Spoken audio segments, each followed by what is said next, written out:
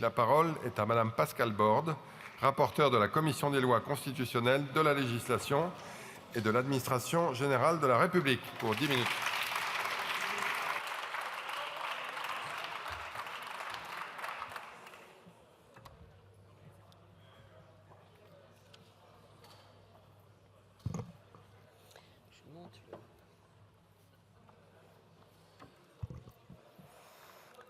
Monsieur le Président, Monsieur le Ministre, chers collègues, par son insuffisance, son laxisme et son excès de tolérance, la France a tué mon mari. Pourquoi cet homme multirécidiviste peut-il évoluer en toute liberté? Quand est-ce que nos législateurs ouvriront véritablement les yeux? Faut-il qu'il soit touché directement pour agir? Combien de morts avant que ces assassins soient véritablement punis? Ces mots sont ceux de la veuve d'Éric Comines, adjudant de gendarmerie, tué en service par un chauffard multirécidiviste après un refus d'obtempérer. La mort d'Éric Comines a ému nos concitoyens et a fait naître une immense colère et un sentiment d'injustice terrible. Cette affaire tragique, comme tant d'autres, interroge nos concitoyens quant à la capacité de la justice à condamner réellement et efficacement les auteurs de ces actes.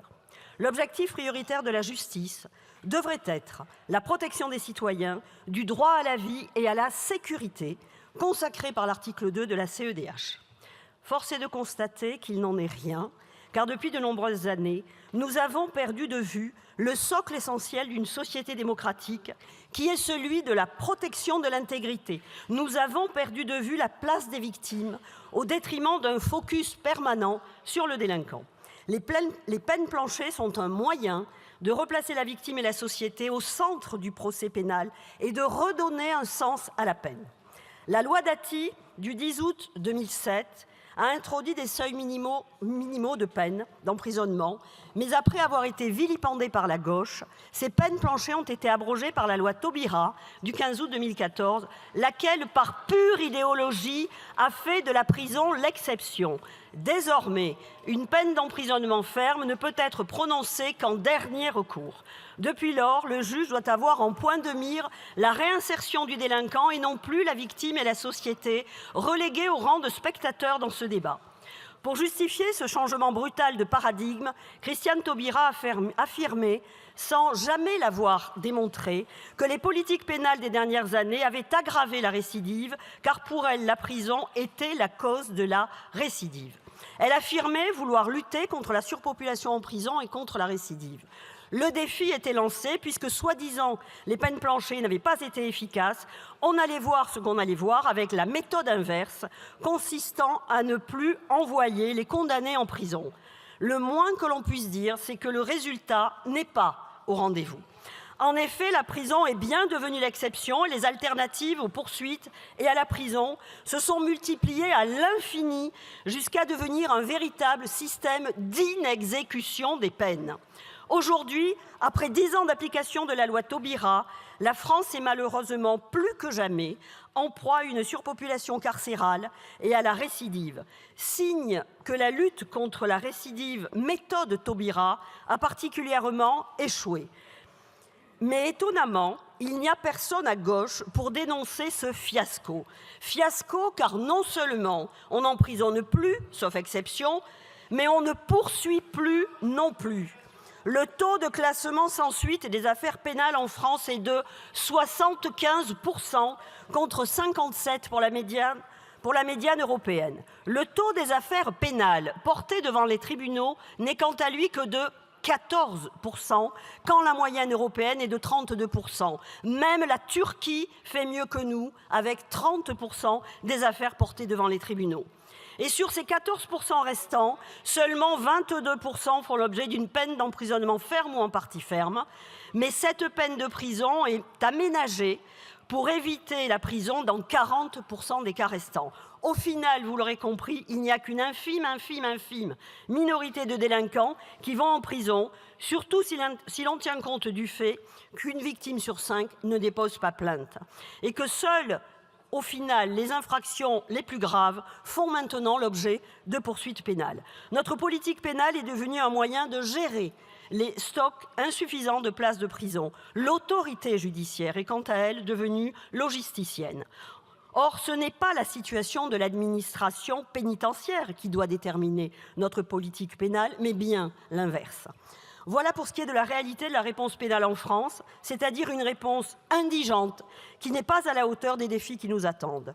Tout cela doit nous inciter à changer radicalement de paradigme et il faut désormais que les délinquants et les criminels aient la certitude qu'ils seront condamnés à une peine si l'on veut enrayer la violence. Césare Beccaria, philosophe italien des Lumières, affirmait déjà en 1764 « Ce n'est pas la rigueur du supplice qui prévient le plus sûrement les crimes, c'est la certitude du châtiment. La perspective d'un châtiment modéré mais inévitable fera toujours une impression plus forte que la crainte vague d'un supplice terrible auprès duquel se présente quelque espoir d'impunité. » Cet ouvrage a même été préfacé par Robert Badinter, c'est dire l'intérêt que ce dernier portait à la certitude de la peine. Aujourd'hui, la certitude de la peine s'est depuis bien longtemps éloignée de beaucoup de délinquants. Cette proposition fait écho à une évolution inquiétante de la criminalité qui est l'ultra-violence et qui devient problématique puisque le contrat social est mis en danger. Nous avons ciblé 3 domaines. Le trafic de stupéfiants qui se diffuse dans tous les territoires. Aujourd'hui, le niveau de la menace est tel que l'on détecte des risques de déstabilisation de notre état de droit, de notre modèle économique, mais également de nos entreprises à un niveau stratégique majeur. Les organisations que l'on affronte n'ont aucune limite dans leurs moyens financiers, aucune limite dans leurs frontières, ni dans leur champ d'action. La réponse pénale doit être en la matière la plus ferme possible, au risque de vider la peine de son sens et de renvoyer l'image d'un État extrêmement faible. La proposition de loi cible également la récidive, car je considère qu'il s'agit d'un enracinement dans la délinquance contre lequel il convient de lutter avec force. Enfin, ce texte vise les atteintes aux personnes dépositaires de l'autorité publique ou chargées d'une mission de service public, car il est urgent d'apporter une réponse pénale ferme à l'insécurité dans laquelle se trouvent les femmes et les hommes qui se dévouent au quotidien au profit de nos concitoyens. Avec cette mesure, nous voulons casser la dynamique de la délinquance qui cible les représentants de l'État ou de l'autorité. Ainsi, les peines planchées constituent une première étape pour retisser la confiance entre les citoyens et l'institution judiciaire, car si la sanction doit être en partie adaptée au profil du condamné, elle ne doit pas l'être au point de rendre le système imprévisible, inaudible, voire arbitraire. Je réponds par avance à tous ceux qui, depuis des années, sont dans l'incantation qu'avant de clamer que les peines planchées ne serviraient à rien, qu'elles n'auraient pas démontré leur utilité, encore faudrait-il qu'ils expliquent pourquoi ces peines ne serviraient à rien, puisqu'aucune étude sérieuse du ministère de la Justice n'existe, à l'exception d'une étude statistique d'octobre 2012, dont les conclusions ne sont pas défavorables, loin s'en faut, au système des peines planchées. L'étude constate notamment un effet particulièrement important pour les infractions à la législation sur les stupéfiants. Le quantum correspondant à la peine planchée est prononcé 6 fois plus souvent. Si c'est pour dire que cela ne sert à rien, parce que personne n'aurait prouvé que cela pouvait servir à quelque chose, nous sommes là dans l'idéologie pure, voire dans l'évanescence. Vous faites à loisir le procès de la loi Dati, abrogée il y a plus de 10 ans, mais vous omettez sciemment de faire le procès de la loi Taubira en vigueur depuis un peu plus de 10 ans, cette loi qui a détricoté notre code pénal et notre code de procédure pénale. Vous poursuivez l'œuvre destructrice entamée par votre égérie qui a interdit la prison, abrogé la révocation automatique du sursis et a multiplié à l'infini les alternatives à la prison, avec un résultat à ce point terrifiant qu'il vous amène maintenant à envisager de faire sortir en masse les délinquants et les criminels qui ont eu droit à un passage par la case prison, faute de places de prison suffisantes. Une fois encore, vous allez sacrifier la sécurité de nos concitoyens sur l'autel de vos propres carences. Ce texte s'intitule peine planchée, mais c'est un nouveau concept de peine socle qui permet de cibler certains faits qui sont les faits les plus graves, les plus importants que la société doit condamner sous peine de disparaître.